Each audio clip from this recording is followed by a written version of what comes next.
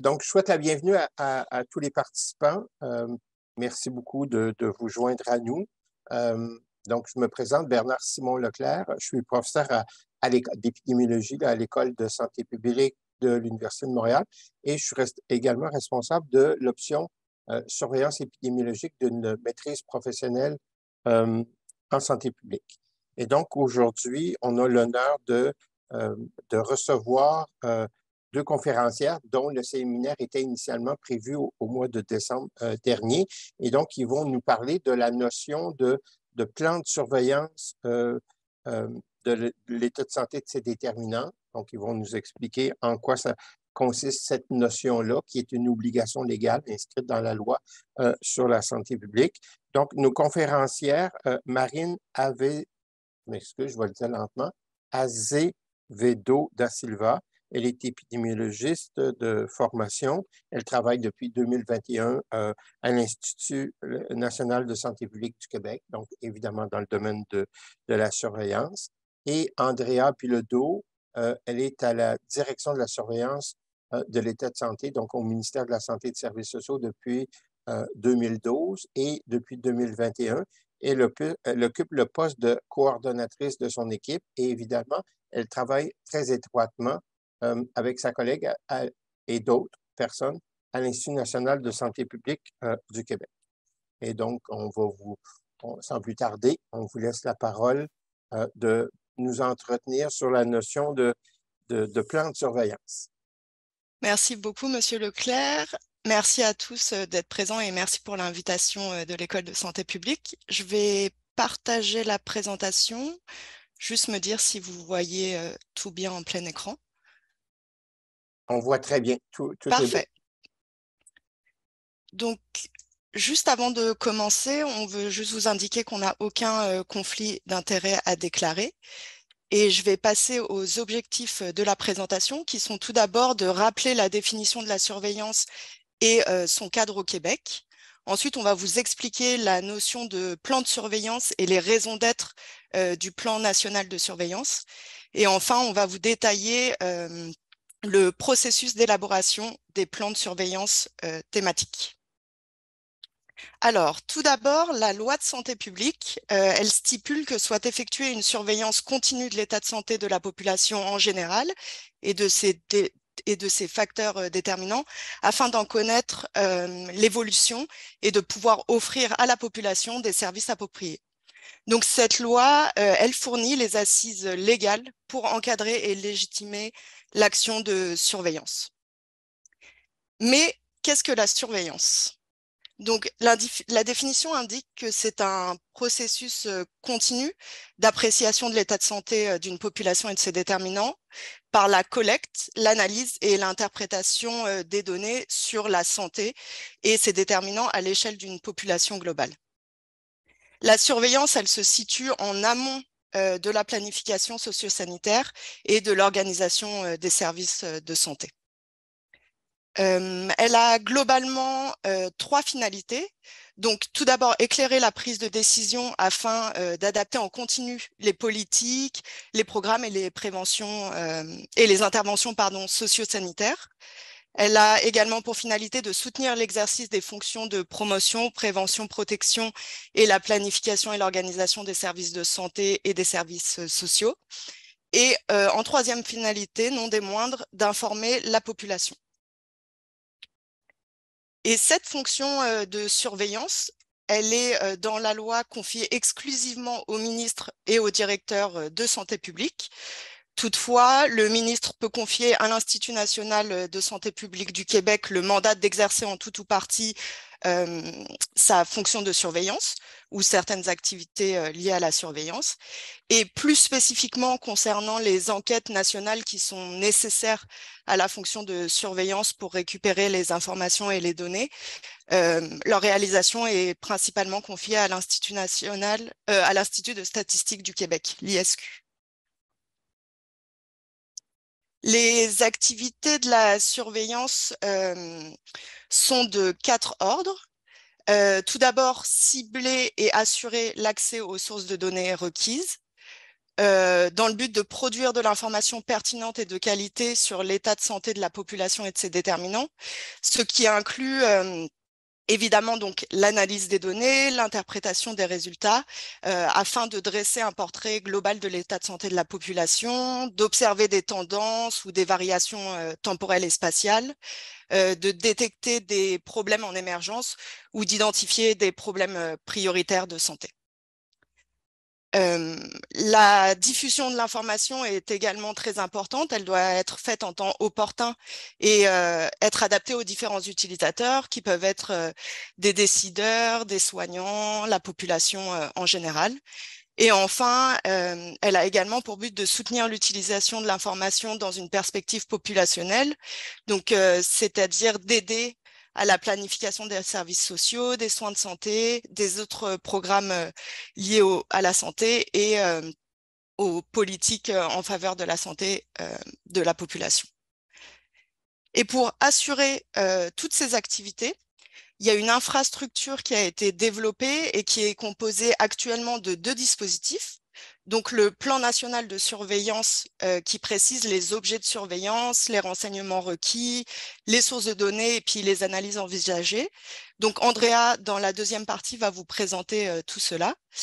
Et il y a également une plateforme technologique qui est disponible et qui permet le traitement et la mise à jour en continu des données. Mais c'est un portail à accès restreint qui est destiné principalement aux acteurs de surveillance des 18 régions socio-sanitaires du Québec, du ministère et de l'INSPQ. Donc, ces dispositifs, ils sont basés sur le cadre conceptuel de la santé et de ses déterminants, qui se veut être un outil de référence commun pour les acteurs en santé publique. Donc, il présente, c'est le schéma que je vous présente sur la diapositive, ça présente de manière théorique l'état de santé de la population et de ses déterminants qu'il est nécessaire de surveiller. Donc, comme vous pouvez le voir, il se structure en 5 champs principaux. Vous avez tout d'abord le contexte global, les systèmes, les milieux de vie, les caractéristiques individuelles et l'état de santé de la population. Et donc, je vais vous détailler tout ça un à un. Voilà.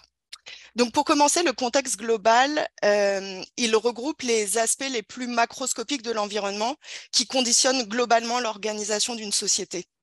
Il comprend donc les contextes politiques et économiques, démographiques, social et culturels, technologiques et scientifiques, ainsi que l'environnement naturel et les écosystèmes. Le second champ, il couvre les grands systèmes qui découlent des cadres politiques et des valeurs d'une société dans son ensemble. Donc ici, ils sont divisés en 5 catégories. Vous avez le système d'éducation et de services de garde à l'enfance, le système de services sociaux et de santé, l'aide à l'emploi et la solidarité sociale, l'aménagement du territoire et les autres systèmes et services publics. Le troisième champ représente les milieux de vie. Donc, c'est les milieux où les gens vivent, apprennent, travaillent, interagissent au quotidien. Et donc, les 3 champs que je viens de vous présenter, ils agissent sur les personnes à différents égards et influencent leurs choix et leurs comportements dans leur vie.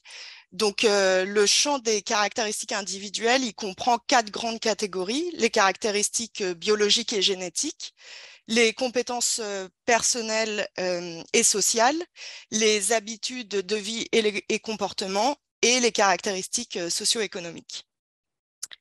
Et enfin, en bout de fil, on retrouve l'état de santé à proprement parler, qui est divisé ici en 3 catégories: la santé globale, la santé physique et la santé mentale et psychosociale. Et ce champ, il se distingue visuellement des autres parce qu'il constitue le but ultime de l'exercice de la surveillance et de l'action en santé publique. Et je vais maintenant passer la parole à Andrea qui va vous expliquer la notion de plan de surveillance et les raisons d'être du plan national de surveillance. Merci Marine. Donc, pour faire suite à ce que Marine vient de présenter, les grandes assises légales, si on veut, de la surveillance, mais également ce sur quoi on tente d'agir, on tente de considérer dans nos plans, qui est le cadre conceptuel. Je vais aller un petit peu plus en détail sur la notion de plan de surveillance. Donc, c'est une obligation qui est nommée dans la loi sur la santé publique, comme mentionné par Marine aussi, qui est une obligation en fait là, du ministre et des directions de santé publique d'élaborer un plan de surveillance. C'est un document, les plans de surveillance sont des documents très structurants qui nous permettent vraiment c'est comme notre plan de match qui nous permet là, vraiment d'établir ce à quoi on peut avoir accès puis comment on va traiter la donnée. Donc, le plan, selon la loi, doit préciser les finalités recherchées, les objets de surveillance. Les objets de surveillance, c'est-à-dire que c'est soit un état de santé ou un déterminant de l'état de santé. Donc, c'est une façon de structurer là, notre plan de surveillance. Les renseignements qui sont nécessaires d'obtenir, donc, par exemple, dans les différents fichiers qu'on peut utiliser, que ce soit de la RAMQ, que ce soit du ministère, on doit préciser chaque variable. Et les sources de données. Enfin, on doit préciser un plan d'analyse, comment on va utiliser ces informations. Et selon l'article 36 de la loi sur la santé publique, les projets de plan de surveillance doivent être soumis pour avis au Comité d'éthique de santé publique du Québec, qui est à l'Institut national de santé publique du Québec. Donc, un bref historique. Donc, oui, il y a cette obligation qui est nommée dans la loi sur la santé publique, qui est adoptée en 2001. Et le premier plan à être adopté est venu en 2004. Il visait vraiment à assurer qu'il y a une cohérence, une comparabilité entre les différents résultats qui peuvent être utilisés au niveau national, régional, sous-régional. Il visait à identifier un minimum d'objets de surveillance qui peut être requis pour autant les régions, donc les directions de santé publique, et le niveau national. Il a permis aussi d'avoir une vision conjointe des définitions, des méthodes de calcul, des indicateurs standardisés. Parce que, en fait, ces indicateurs-là peuvent être, une même source de données peut être exploitée différemment d'une région à l'autre, donc ça permettait une standardisation.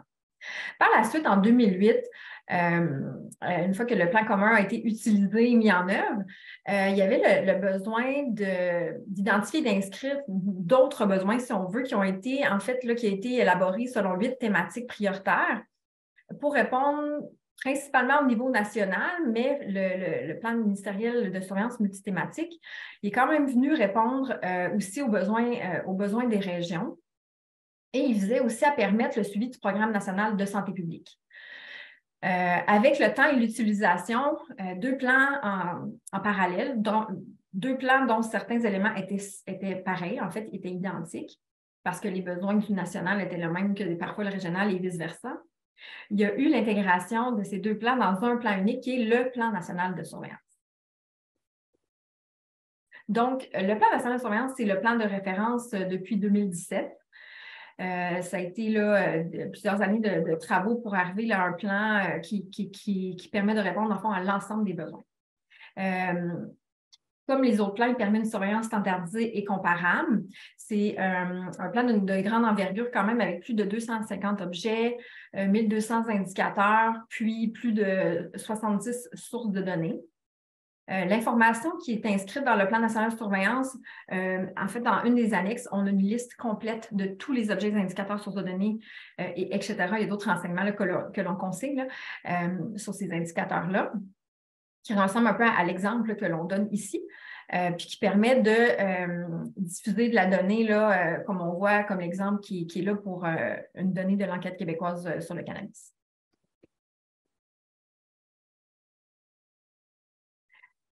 Donc, le plan national de surveillance, il permet d'intégrer en fait les avis du comité d'éthique de santé publique, puisque le comité d'éthique a donné son avis là, sur le plan national de surveillance, et également ceux de la commission d'accès à l'information. Il permet, en fait, lorsque les sources de données sont inscrites au plan national de surveillance, ils permettent d'établir là, des ententes d'accès aux données. Donc, c'est un privilège, si on veut, là, que la fonction de surveillance puisse avoir accès là, à plusieurs renseignements qui sont inscrits au plan national de surveillance et puisse élaborer des ententes là, avec différents partenaires. externe, ça peut être externe vraiment au réseau de la santé. Et comme mentionné par Marine, ces informations-là sont sur une plateforme collective que l'on voit, qui est accessible en fait à l'ensemble du RTSS. Donc, les acteurs de prévention, promotion, par exemple, les acteurs de surveillance, etc., peuvent avoir accès aux données selon différents profils d'accès. Sous forme de tableau de données. Donc, on peut faire des requêtes paramétrables. On a accès aux données sous forme de tableau. Puis, les acteurs de surveillance peuvent venir en appui là, à l'interprétation des données. Le plan, comme on a mentionné, a été élaboré en 2017. Toutefois, il est en évolution constante et on arrive un peu ici à l'objectif principal de notre présentation, qui sont les plans de surveillance. Donc, oui, le plan national de surveillance et le plan de référence. Toutefois, on peut le bonifier parce que les besoins évoluent. Donc, on peut le mettre à jour concernant les besoins des utilisateurs, les besoins des autorités notamment, les grandes tendances, l'émergence de nouveaux enjeux de santé publique, par exemple la COVID-19, l'avancement des connaissances, aussi la disponibilité de nouvelles sources de données. Donc, différents types de dépôts peuvent être faits au comité d'éthique en santé publique pour venir modifier finalement le plan national de surveillance, le bonifier. Et par exemple, le plan de surveillance thématique en est un exemple et permet de répondre aux priorités de santé publique, priorités du ministère ou du gouvernement. Merci Andrea. Et maintenant, je vais vous présenter, on va vous co-présenter la partie sur les plans de surveillance thématiques qui permettent donc de bonifier le plan national de surveillance. Juste pour vous donner quelques exemples pour commencer. Vous avez ici sur votre gauche les plans de surveillance thématiques actuellement effectifs qui ont été mis en place. Donc, la maltraitance envers les personnes aînées, un plan de surveillance sur les traumatismes non intentionnels en 2020, un sur les anomalies congénitales, un autre sur l'activité physique et un autre sur le tabagisme. Mais il y a également d'autres plans de surveillance qui sont en cours d'élaboration actuellement ou à venir, donc inscrits dans la programmation, sur la santé maternelle, fœto-infantile et la petite enfance. Un sur la pandémie de Covid-19 et ses répercussions sur la santé des populations. Il y en a un autre également sur l'adaptation au changement climatique, un sur l'itinérance, et pour ceux à venir, un sur la maltraitance envers les enfants et sur les personnes proches aidantes. Mais donc ça, c'est les thématiques, mais la procédure d'élaboration d'un de ces plans est spécifique et commence toujours par la mise en place d'un groupe de travail avec autour de la table différents acteurs, donc différentes directions du ministère, des experts de thématiques et de contenu de l'INSPQ et des représentants régionaux. Ensuite, le plan, il doit être rédigé à la lumière des réflexions et des décisions qui ont été prises par le groupe de travail. Et on verra un petit peu plus loin ce que doit contenir ce document exactement. Et puis, lorsque le document il est finalisé, là, il doit passer par un processus de consultation et de validation. Donc, il doit être déposé aux directions ministérielles qui sont concernées, à la table de concertation nationale en surveillance. Et il doit également être approuvé par la table de coordination nationale de santé publique et être déposé au comité d'éthique pour avis. Et puis enfin, la dernière étape, ça consiste en la mise en œuvre du plan par son intégration au plan national de surveillance. Et donc, il existe un document qui est le guide sur l'élaboration d'un plan de surveillance qui est disponible et accessible à tous et qui récapitule ce que doit contenir exactement un plan de surveillance thématique et les notions aussi éthiques qui doivent être considérées. Donc, il est composé tout d'abord d'un état des lieux sur la thématique à proprement parler. Il doit être aussi accompagné d'un modèle conceptuel qui est basé sur le cadre conceptuel de l'état de santé de la population que je vous ai montré, le gros schéma que je vous ai montré au début de la présentation et qui permet de résumer les connaissances actuelles sur la thématique. Il doit ensuite être suivi d'une sélection justifiée des objets et des indicateurs ainsi que les sources de données associées. Il doit inclure un plan d'analyse et un plan de diffusion et les considérations éthiques. Et Andrea va vous présenter la suite du processus. Oui, merci Marine.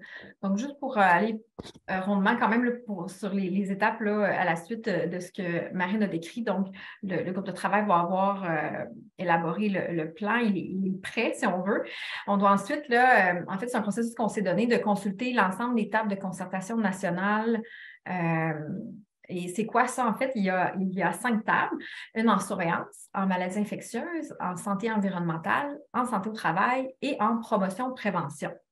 Pour ceux qui ne connaissent pas les TCN, comme on les appelle, ils reposent là, sur une composition tripartite, c'est-à-dire que siège le ministère de la Santé et des Services sociaux, avec aussi l'Institut national de santé publique et les 6 CIUS. Souvent, la présidence là, va être assurée par le ministère et une personne des régions. Et par exemple, au niveau de la surveillance, souvent, ça va être les coordonnateurs de surveillance là, régionaux qui vont siéger à la table. Leur mandat est de soutenir la mise en œuvre du Programme national de santé publique et de soutenir les directeurs de santé publique et le directeur national de santé publique. Donc, les plans sont soumis aux tables qui peuvent émettre des commentaires, s'assurer que ça réponde à leurs besoins. Puis, à la réception des commentaires, on doit réviser le plan pour s'assurer qu'on répond bien là, aux attentes et même préciser là, comment on a modifié le plan à la lumière des commentaires qu'on a reçus. À la suite de cette étape, il y a 2 étapes finales. Donc, d'abord, une approbation par la table de coordination nationale de santé publique, qui est la même composition, c'est-à-dire tripartite, mais je dirais de haut niveau. Donc, on aura par exemple les directeurs de santé publique régionaux, le DNSP, le directeur national de santé publique, accompagné là, de certains soins directeurs généraux adjoints de la Direction générale de santé publique, le PDG, la vice-présidente de l'INSPQ. Et leur rôle, c'est vraiment de coordonner l'action de santé publique et de déterminer les orientations et stratégies de santé publique. Donc, le plan leur est déposé lors d'une rencontre et on demande l'approbation du plan, c'est-à-dire, est-ce que vous nous permettez de déposer le plan au comité d'éthique? Donc, par la suite, le plan est déposé au comité d'éthique de santé publique, dont la composition est décrite ici. Là, je n'irai pas dans le détail. Et le comité d'éthique est responsable de faire un examen éthique du plan en lien avec l'application de la loi sur la santé publique et d'émettre un avis qui est diffusé publiquement. Donc, si vous êtes curieux de voir pour les plans qui sont effectifs, chacun des avis est diffusé sur leur site web. Et notre direction, habituellement, là, produit une réponse au comité d'éthique de santé publique en lien avec les différentes recommandations qui auront été faites dans l'avis. Après ça, on peut dire qu'il est adopté, il est effectif. Ce qu'on fait ensuite, c'est de l'intégrer au plan national de surveillance, c'est-à-dire qu'on intègre la liste vraiment là, des objets indicateurs et sources de données dans le PNS. Donc, ce n'est pas tout le plan comme tel, ce n'est pas un grand PDF avec plein de plans, c'est vraiment une liste qui vient mise à jour. Et ensuite, ce qu'il faut savoir, c'est que la mise en œuvre du plan national de surveillance ensuite se fait, donc il n'y aura pas de mise en œuvre d'un plan, c'est la mise en œuvre du PNS. Et donc, il y a des priorités qui doivent être établies pour savoir qu'est-ce qu'on met en œuvre chaque année. Et par la suite, on peut mener des démarches d'accès aux sources de données lorsque c'est nécessaire. Mandater l'INSPQ, par exemple, pour du développement méthodologique de certains indicateurs. Ensuite, on vise vraiment à ce que l'indicateur soit rendu disponible à l'Infocentre de santé publique pour tous, pour que tous puissent y avoir accès. Et on peut aussi ensuite utiliser des diffusions sur différents produits, des productions, des flash surveillance, etc. Les régions aussi ont accès, donc peuvent aussi diffuser la donnée et informer les décideurs et la planification.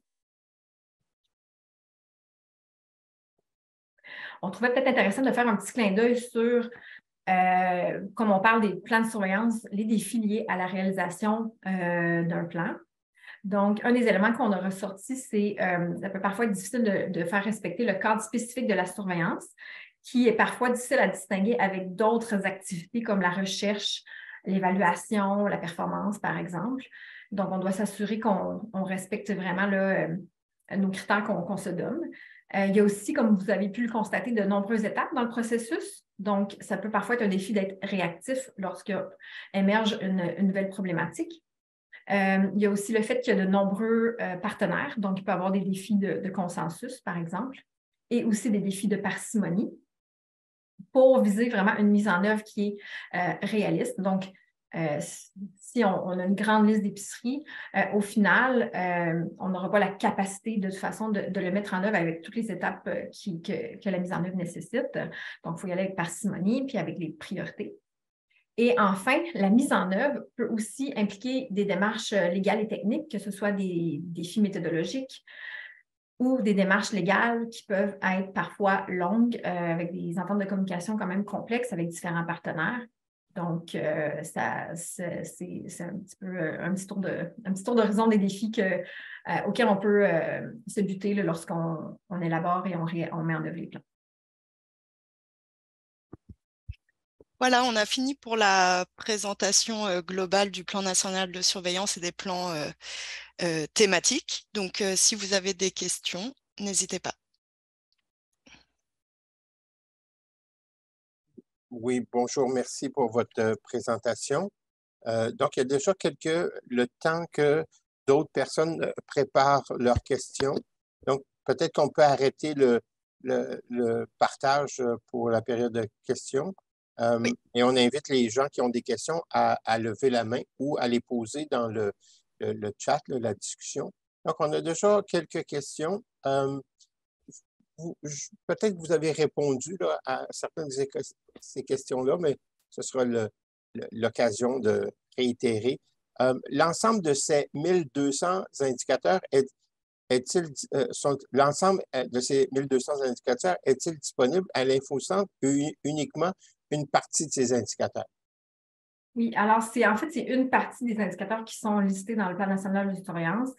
Parmi les renseignements que l'on collige dans notre annexe dans lequel on a notre liste d'objets indicateurs sur données, on a aussi le statut qui nous permet de savoir est-ce qu'il est disponible à l'InfoCentre ou est-ce qu'il est en développement, là, si on veut. Donc, il y a un bon nombre. Il faudrait que je revérifie pour voir le nombre, qui est quand même un nombre très important d'indicateurs à l'InfoCentre, mais il y en a aussi beaucoup qui sont à développer. Et pour compléter également, les indicateurs qui sont disponibles à l'InfoCentre, ils sont aussi accompagnés d'indicateurs associés. Et donc, ces indicateurs, une fois qu'on clique sur l'indicateur, ça nous ouvre un champ où on peut choisir parmi plusieurs indicateurs associés. Et donc, ceux-là font aussi partie des 1200. Et donc, avant de passer à la question de GREMAR 06, ça me donne l'occasion de vous demander, s'il vous plaît, si vous pouvez modifier votre nom dans la liste des participants à côté de votre nom. Donc, il y a 3 petits points et ça peut permettre de vous renommer. C'est juste que si vous voulez avoir l'attestation de participation, ça nous prend votre nom complet, parce que sinon, on ne sera pas capable de produire Alors, juste si vous tenez à avoir l'attestation de participation, s'il vous plaît, modifiez votre pseudonyme en votre nom exact. Donc, je pense que c'est Margre06, c'est Martin Grégoire. Donc, Martin, vous avez une question? Oui, ben, d'abord, merci. Là. Je ne savais pas que je pouvais changer mon indicatif. Je voulais juste revenir sur des aspects là, qui ont été mentionnés. Un peu, un parallèle entre les indicateurs associés, des jumelages par rapport à ce qui existe déjà dans l'InfoCentre, puis les cadres spécifiques de surveillance versus de ne pas non plus tomber dans la recherche. Pour avoir travaillé sur des plans thématiques là, récemment, j'ai l'impression que des fois, puis Mme Bilodeau l'a abordé, là, avoir parcimonie. Il est où le stop où ce qu'on veut comme trop intégrer d'indicateurs, puis qu'à un moment donné, nous, au point de vue régional, puis on creuse sur des trucs provinciaux, ça fait moins de sens, moins de signification. puis en même temps, là, en parallèle avec des démarches légales. Bref, tout ça, c'était plus pour savoir jusqu'où qu'on est capable d'aller pour que ce soit pertinent sans tomber dans des projets de recherche longitudinaux où on essaie d'intégrer tout puis qu'on demeure dans un contexte de surveillance qui est mandaté pour nous, par la loi, par le gouvernement, par ce qui nous encadre. Je ne sais pas si la question est claire, mais moi, je réagis un peu à l'effet de débordement qui pourrait être facile de demeurer dans un principe de surveillance sans nécessairement tomber dans des projets de recherche qui pourraient être gérés, mettons, à des niveaux universitaires. Oui, en fait, je pense que c'est un défi qui demeure malgré les outils qu'on peut se donner comme des critères de sélection, comme une démarche rigoureuse dans laquelle on peut appliquer des grilles là, de sélection. Je pense qu'en fait, c'est le rôle justement des acteurs de surveillance, autant au niveau régional qu'au niveau provincial, d'agir comme chien de garde pour essayer de bien circonscrire la fonction et de ne pas trop déborder. Mais c'est ça, j'ai pas de baguette magique par rapport à ça, mais c'est sûr que c'est un défi, là, puis c'est pour ça qu'on l'a nommé dans notre présentation, parce que c'est sûr que c'est présent.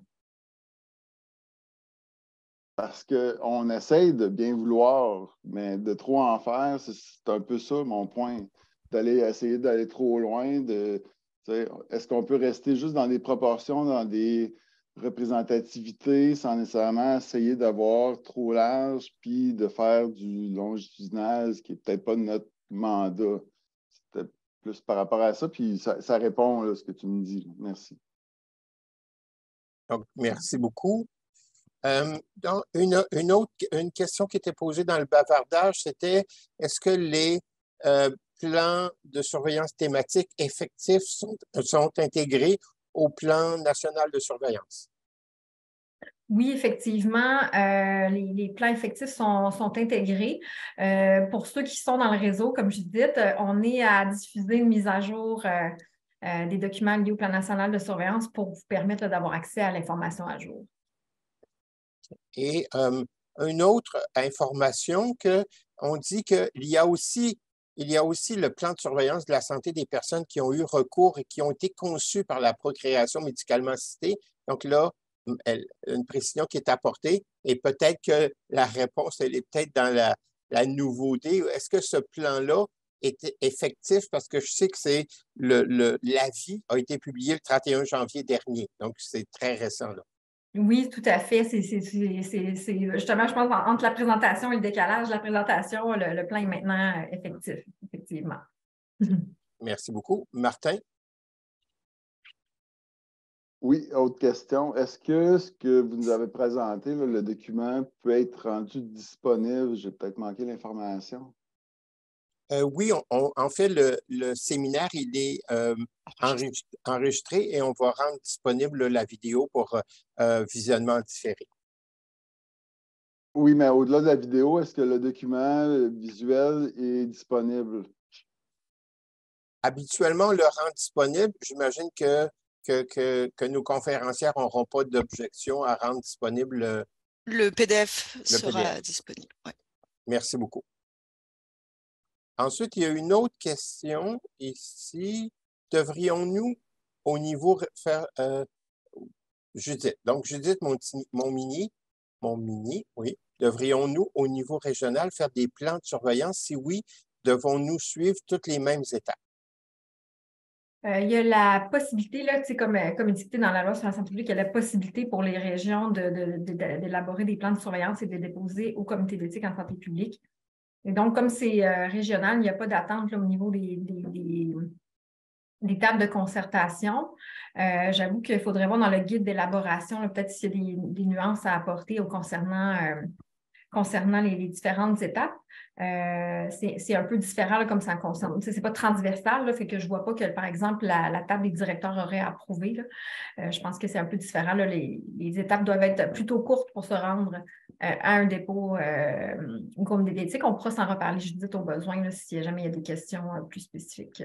Ouais. pour les Donc, étapes de on travail. comprend que le processus peut différer un peu, mais l'obligation, elle est quand même là, l'obligation de produire un plan de surveillance. Elle peut être là. C'est sûr qu'il y a certaines régions plus petites qui peuvent s'appuyer sur le plan national de surveillance et pour lequel cela répond à leurs besoins. Il faut aussi savoir que les régions ont accès à certains fichiers qui leur sont déposés, qui peuvent faire des analyses supplémentaires par rapport à ce qui est disponible à l'Infocentre de santé publique. Puis il y a d'autres régions qui décident de faire des plans régionaux. Ils ont la possibilité de le faire. Donc, ça varie d'une région à l'autre. Oui, la précision, c'est dans le fond, quand je parlais d'obligation, c'est si Il y a un besoin. il y a un besoin et qui développent et qui ne font pas qu'utiliser les indicateurs du plan national de surveillance. Martin? Oui, bien, sur ce point-là, ça m'amène à me demander pourquoi est-ce qu'il n'y a pas une obligation d'harmonisation entre les régions par rapport à des thématiques qui sont provinciales.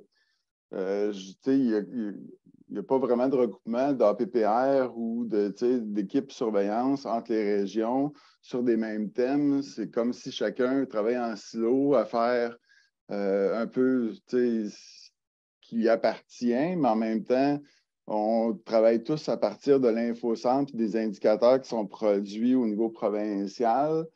Mais j'aurais l'impression que ça pourrait être pertinent peut-être d'amener une certaine connexion entre les régions pour essayer de venir voir, autant en tant qu'échange de connaissances, d'expertise, mais en même temps pour essayer d'avoir une certaine harmonisation régionale qui va se rattacher à ce qui est fourni au niveau provincial. Oui, c'est une bonne question, Martin, parce que je sais qu'il y a quelques années, il y avait un réseau de répondants au niveau régional. Il y en a en fait beaucoup par source de données. Il y en a pour certaines enquêtes. Par exemple, je pense à l'enquête québécoise pour le développement des enfants à la maternelle, où est-ce qu'il y a un réseau de répondants qui est mis en place. Les régions peuvent collaborer là. Et aussi, dans toutes nos démarches d'élaboration de plans, on invite les régions à participer. Donc, on a certaines concertations à certains moments clés, je dirais. Il y a aussi là, des équipes Teams avec les régions. Il y a comme différents moyens. Il faudrait voir peut-être s'il y a un besoin là, pour plus, effectivement. Ben, mon idée, ce serait de centraliser tout ça. Oui, on peut travailler sur différents projets, différents indicateurs parce que c'est vaste. Mais en même temps, est-ce qu'il y aurait un moyen d'être connecté, chaque membre qui font à peu près, qui œuvrent dans le même domaine, dans chaque région, pour être capable d'échanger? J'ai l'impression que là, ça fait 2 ans là, que je suis en équipe surveillance, puis il n'y a comme pas de canal existant ou, comme tu viens de dire, chacun est comme rattaché à des regroupements différents, mais à travers ça, il n'y a comme pas de communication. Il semble avoir Judith qui veut ajouter quelque chose sur ce point-là. Judith Montminy.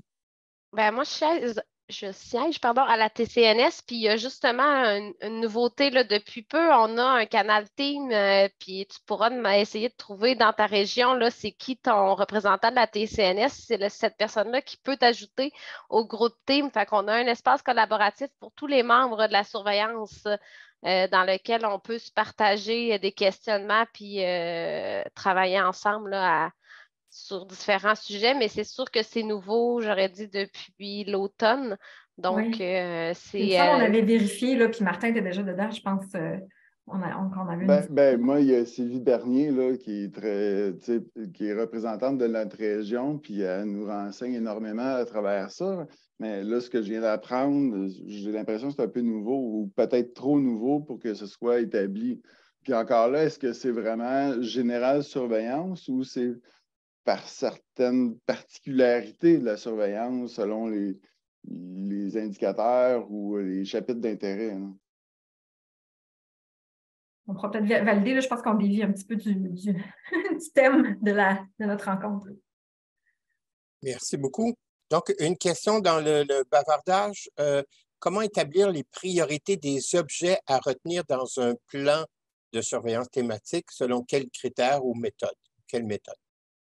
Oui, je suis allée, en voyant la question, je suis allée voir là, les documents qu'on s'est donnés. Donc, pour l'élaboration du plan national de surveillance, il y a différents critères qu'on a établis. Par exemple, je peux peut-être en donner quelques exemples sans aller trop en détail, mais juger de la pertinence, par exemple, pour documenter, on a des questions en fait qui nous soutiennent pour voir la pertinence en lien avec un thème, l'importance du problème de santé, par exemple, ou du déterminant de l'état de santé. Aussi, là, la fréquence, la prévalence, la gravité, les décès qui peuvent être associés à un problème, par exemple, la qualité de la donnée, la qualité de la source de données, la mesure. On a plein de critères qu'on se donne de cette nature-là pour nous aider à juger là, la rétention ou non là, de différents objets ou indicateurs ou sources de données, finalement. Ensuite, on a une question de Asia Melua, oui. Et je voulais justement poser une question autour de ça. Donc, la question renvoie, j'imagine, à l'accessibilité à l'Infocentre de santé publique. Et donc, elle demande, il est compréhensible que les données de surveillance soient restreintes aux professionnels. Oh, je pensais que c'était incompréhensible, mais il est compréhensible que les données de surveillance soient restreintes aux professionnels en surveillance, mais pourquoi est-il que les plans de surveillance communs ne sont pas accessibles à tous au même titre que le Programme national de santé publique? Donc, en tout cas, j'ai l'impression que peut-être ça renvoie à la notion de l'accès à l'Infocentre est limité aux personnes qui sont connectées directement au RTSS. Oui, bien, en fait, il faut savoir que ce n'est pas seulement les acteurs de surveillance qui ont accès, c'est l'ensemble des gens du RTSS. Donc, c'est quand même un accès assez large. En allant sur le site web de l'Infocentre de santé publique, là, vous pouvez faire une requête, remplir un formulaire, puis en une semaine, vous allez avoir accès à l'Infocentre. Donc, c'est peut-être à faire. Je pense que les gens ne le connaissent pas toujours. Là. Sauf que tout le monde tous les autres, incluant les gens dans les organismes communautaires ou d'autres organisations, ne peuvent pas avoir accès à l'Infocentre. Effectivement. C'est sûr qu'au niveau plus local, habituellement, les gens vont se référer à leur direction de santé publique plutôt qu'au palier national pour avoir accès à des données. Il y a aussi des choses en branle, surtout avec le gouvernement en place. Il y a des tableaux de bord aussi là, qui sont développés puis pour lesquels il devrait avoir un volet santé publique. Donc, il y aurait des données là, qui sont disponibles publiquement. Une certaine époque, l'Infocentre était disponible par connexion web générale. Et moi, donc, j'y avais accès et je pouvais donner accès aux étudiants pendant mon cours en surveillance. Et ce qu'on m'avait dit à un moment donné, c'était que là, tout d'un coup, il y avait des nouvelles attentes je dis ça dans mes mots, là, mais il y avait des nouvelles attentes du ministère et par rapport à certaines informations, et que là, l'Infocentre ne pouvait plus garantir la sécurité de l'information qui était là s'il maintenait une connexion web générale. Je ne sais pas. Mais est-ce que... Exact. Ça prend un jeton maintenant, un jeton virtuel là, pour les gens qui ne sont pas dans le RTSS là, pour avoir accès, c'est restreint. Là. Est-ce que vous savez si... Parce qu'on disait, je ne sais pas, on répète ça de temps en temps, qu'il y a un projet éventuellement de rendre disponible l'information plus largement au public. Est-ce que vous savez si... Là, je sais que, je m'excuse, je déroge de la notion de plan de surveillance quand même, là, je viens de réaliser. Bien, en fait, c'est intéressant parce que c'est le fruit du travail d'un plan de surveillance, c'est de le rendre disponible. Donc, on est encore dans la veine.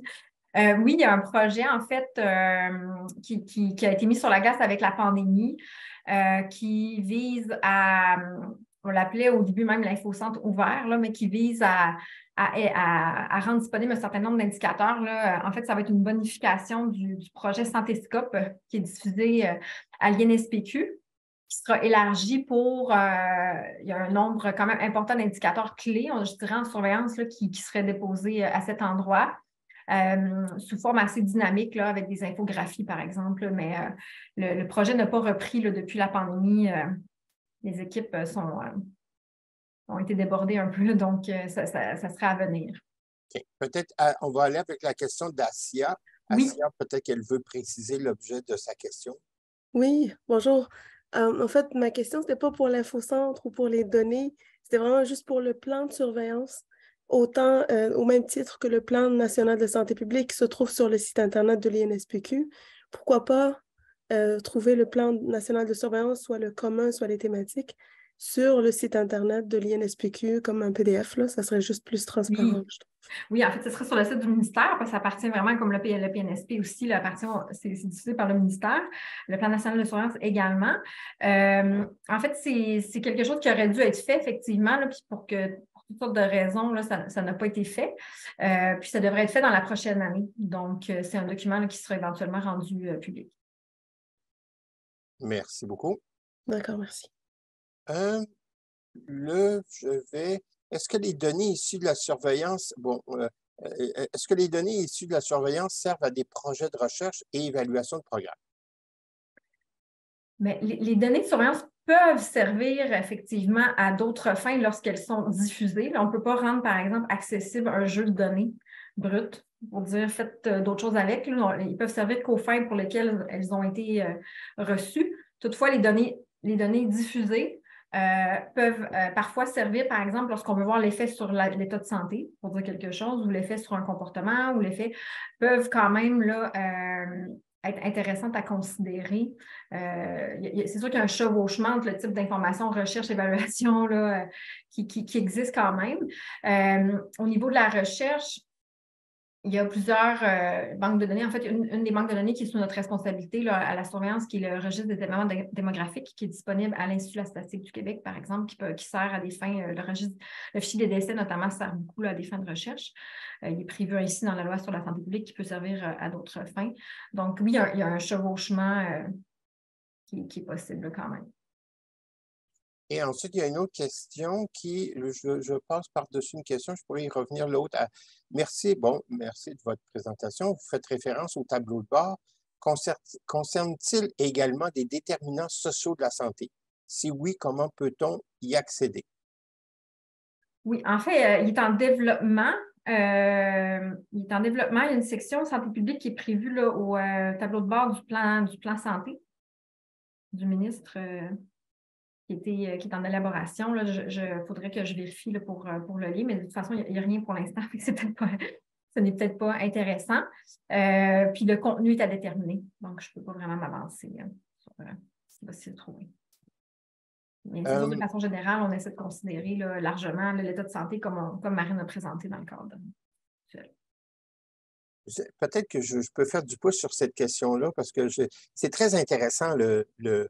Vous avez présenté le cadre conceptuel des déterminants de la santé et de la santé, puis qui est largement utilisé dans le réseau de la santé. Les gens souvent oublient malgré tout que c'est une réalisation des équipes de surveillance. C'était une initiative de la surveillance de développer ça.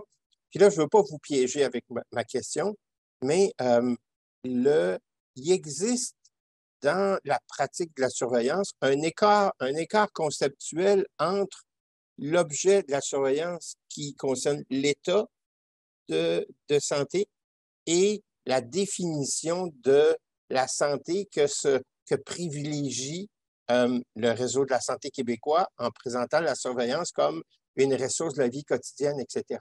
Donc, je me dis, est-ce qu'il y a des efforts de développement d'indicateurs, disons, un peu plus positifs ou plus centrés sur la santé comme capacité, ressource de la vie quotidienne ou dans cette voie-là? C'est une très bonne question. C'est sûr qu'actuellement, éventuellement, il y aura une révision globale du plan national de surveillance, mais actuellement, les bonifications ou les révisions se font par thématique. Donc, il n'y a peut-être pas de vision globale qui touche la définition là, de l'état de santé qui est actuellement sous ces trois composantes.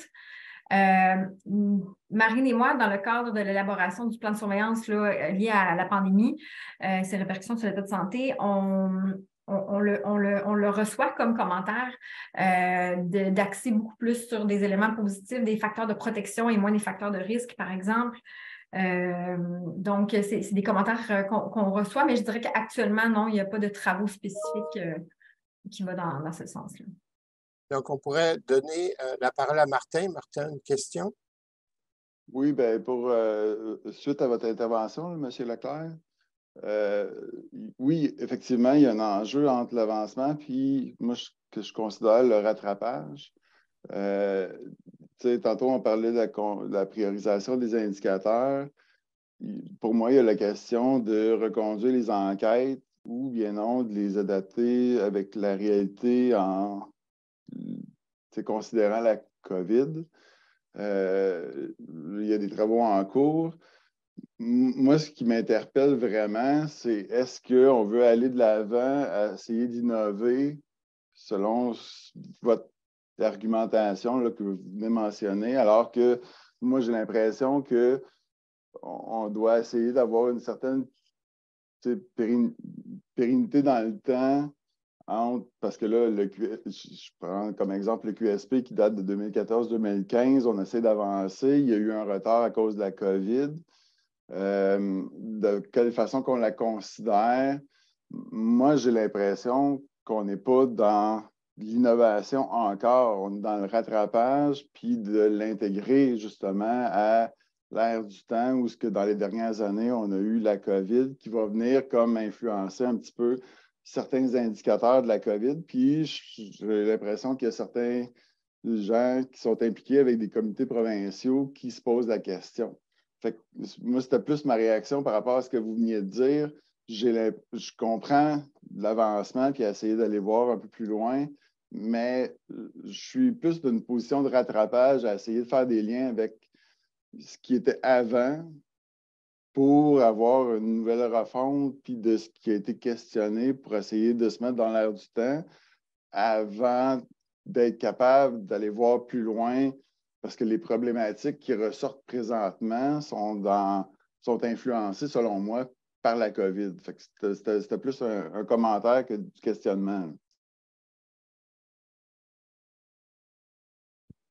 Je ne sais pas si vous vouliez ajouter quelque chose par rapport à ça. En fait, non, ça va. Un commentaire. Mais je vais faire du pouce sur cette intervention-là.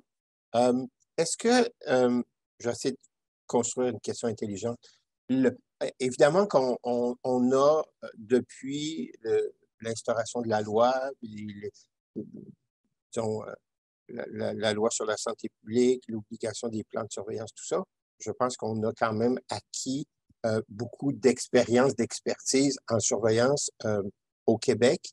Est-ce que vous voyez une évolution dans les plans de surveillance?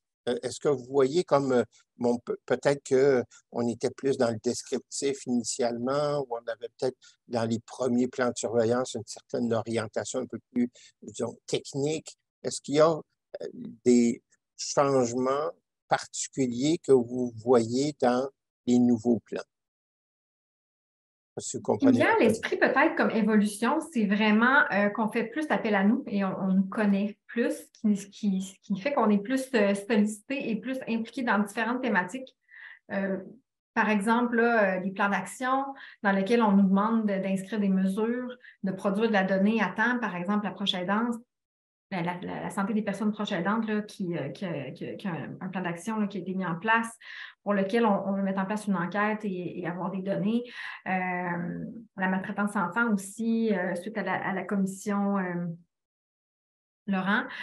Donc, je pense que c'est plus dans ce sens-là, en tout cas, ce qui me vient à l'esprit rapidement, là, une évolution dans la connaissance, là, dans le fond, de ce qu'on peut apporter. Et on réfère à nous là, beaucoup plus souvent lorsqu'il y a un besoin d'information, au lieu de se tourner peut-être vers une autre direction ou vers d'autres producteurs de données, par exemple. Et je sais que Martin a une question, mais peut-être aller dans le bavardage avant, puisqu'il ne nous reste plus beaucoup de temps, de Fatima Binaté, qui est une professionnelle de la surveillance. Elle dit que la pandémie a montré qu'il était possible d'avoir rapidement des données. Est-ce qu'il serait possible d'envisager avoir des données de surveillance avec un moins long délai de diffusion à l'année, par exemple? C'est une excellente question. Puis, j'en profite pour faire un petit peu de pouce que justement, monsieur Bernard-Simon Leclerc, vous serez présent aux prochaines journées annuelles de santé publique. Là. Nous aurons une journée thématique sur la surveillance post-pandémie, si on veut. Effectivement, il y a certaines possibilités, par exemple, de produire des données pour lesquelles on a déjà la donnée. Si je donne des exemples, des fichiers du ministère, par exemple, sur les hospitalisations, pour lesquels on avait l'habitude d'obtenir de façon annuelle, mais qu'on peut aussi obtenir de façon plus récurrente et produire une donnée plus fréquente. Il faut se poser la question, en fait, pourquoi on le fait puis pour qui on le fait. Il y a aussi certains enjeux, je dirais, en lien avec les données d'enquête, pour lesquels les stratégies méthodologiques là, font en sorte que la collecte peut durer un certain nombre de temps, puis la production de la donnée aussi là, peut venir là, une année après même là, la collecte, pour lequel on est en réflexion, en fait, là, pour voir qu'est-ce qu'on peut faire par rapport à cela. Puis dans notre plan de surveillance, justement, en lien avec la pandémie, on a une section là, qui vise à identifier les besoins pour lesquels on devrait obtenir une information plus fréquente. Donc, ce qu'on ne veut pas faire non plus, c'est devenir juste un producteur de données que personne ne se sert. Hein. On veut identifier c'est quoi le besoin, à qui on répond, puis pourquoi on le fait. Donc, de mettre des efforts, de produire une donnée à tous les jours, ça ne sert pas. C'est de l'énergie, de l'efficience qui est perdue. Donc, on veut s'assurer de considérer ça là, dans ce qu'on va faire. Il y a aussi, on est en appui aussi, par exemple, aux sondages là, qui ont lieu aussi là, par l'INSPQ. C'est un mandat confié par notre direction. Donc, oui, il y a des choses qui peuvent être faites, mais c'est sûr que ça nous questionne justement la pandémie sur la réactivité de la surveillance. Pauvre Martin, on va être obligé de laisser tomber votre question parce qu'on arrive à notre terme et je vois que Fatima a ouvert sa caméra. Donc, je pense qu'on est rendu au moment de la conclusion. Je vais laisser Fatima, notre collaboratrice, faire le mot de clôture. Merci, Bernard-Simon. Merci à Mme Da Silva et Mme Bilodeau qui ont aimablement accepté à nouveau notre invitation et pour ce séminaire très instructif sur la notion de plan de surveillance de l'état de santé, c'est déterminant. Nous tenons également à remercier Mme Chantal Huot et Emmanuel Dufaux, toutes deux conseillères en communication à l'école, pour l'organisation et la promotion du séminaire. Merci également à tous les étudiants, toutes les personnes participantes aujourd'hui pour leur présence. Et puis, nous vous invitons à notre prochain rendez-vous qui se tiendra le 16 mars prochain sur le thème de soutien lors d'éclosion dans la communauté et les milieux de soins, qui sera présenté par une professionnelle en surveillance, prévention et contrôle des maladies infectieuses de la direction des risques de l'INSPQ, donc l'Institut national de santé publique du Québec. Donc, nous vous disons donc un grand merci pour votre présence aujourd'hui et une excellente après-midi. À bientôt. Alors, je pourrais ajouter seulement une petite précision. Okay. Une petite information que Fatima n'était pas au courant parce que j'ai seulement eu hier, étant donné que les journées annuelles de santé publique ont été déplacées exactement sur la semaine qu'on avait prévu le séminaire le 16 mars, donc, et que notre conférencière va être prise dans les journées annuelles de santé publique, on va être obligé de déplacer un peu ce séminaire-là. Donc, on va vous recontacter avec la date exacte qui est en cours de négociation. Voilà. Merci beaucoup. Bonne fin de journée. Merci. Merci. Et merci énormément, Marine et Andrea. Bonne journée à tous. Merci, bonne journée. Merci. Au revoir. Au revoir.